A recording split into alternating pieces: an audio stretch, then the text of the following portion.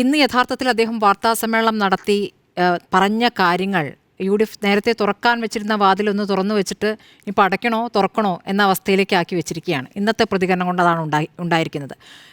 ഈ ആര്യാടൻ ഷൗക്കത്തും VS ജോയും നിലമ്പൂരിൽ ഒരു സ്ഥാനാർത്ഥി മത്സരത്തിനുണ്ട് എന്ന് വിളിച്ചു പറയുകയായിരുന്നു യഥാർത്ഥത്തിൽ ഈ വാർത്താ സമ്മേളനത്തിലൂടെ PV അൻവർ ചെയ്തിരിക്കുന്നത്.